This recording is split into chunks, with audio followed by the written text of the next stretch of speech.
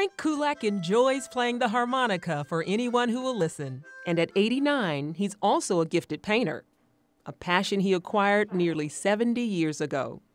Back then, life was much simpler, and trust was unquestioned. Not so today. After the death of Frank's wife in 2000, he had difficulty keeping up with responsibilities like paying bills and managing appointments. My wife, that's Lee, whenever she passed away, everything changed. Oh, everything changed. We had to get somebody to do the work of a power of attorney, to do all the odd and ends and take care of everything. He turned to a family member for help, a trusted niece. Ed Kulak is Frank's brother. She was taking him to the doctors. She was paying bills. But that's not all she was doing. Frank's niece and her husband were both unemployed, yet they were able to buy expensive items for themselves. That made both Frank and Ed suspicious. They were remodeling their home, bought a new car, and this aroused suspicion on my part. Every time I'd ask something about money, she never had an answer to give me. She says, "Don't worry about it. Don't worry about it. Everything will be taken care of." Not so.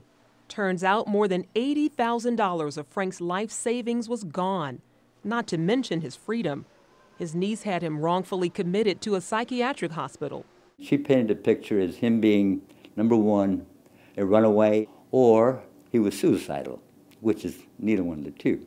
Frank is not alone. Financial swindles are one of the fastest growing scams against the elderly.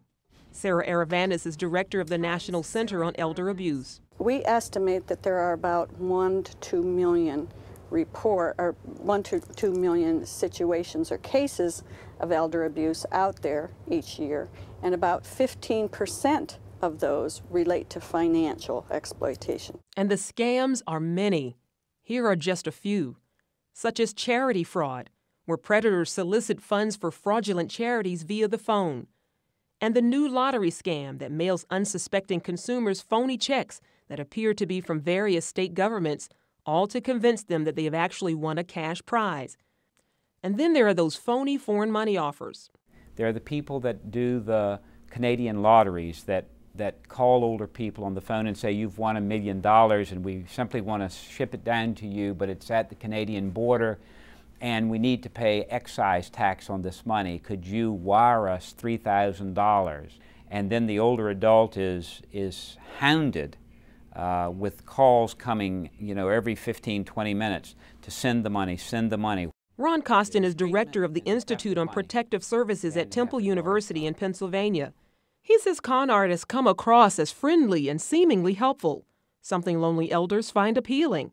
And they're not always strangers, as in Frank's case. The largest financial exploitation of which I have awareness is the theft of the assets by caregivers and family members by stealing money from checking accounts, CDs, savings accounts, and home improvement loans.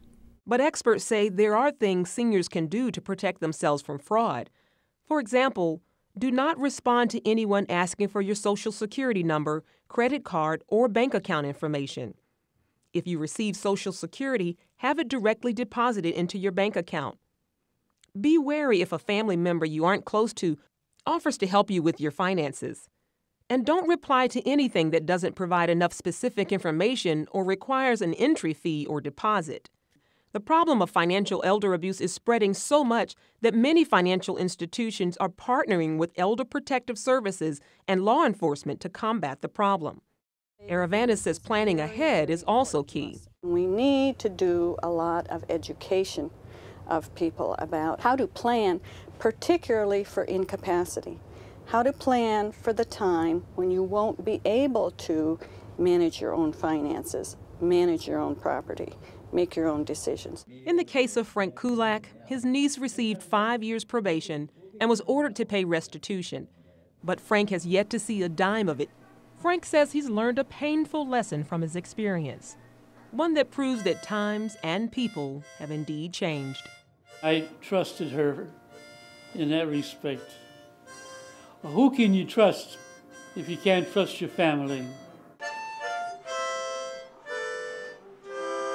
Charlene Israel, CBN News.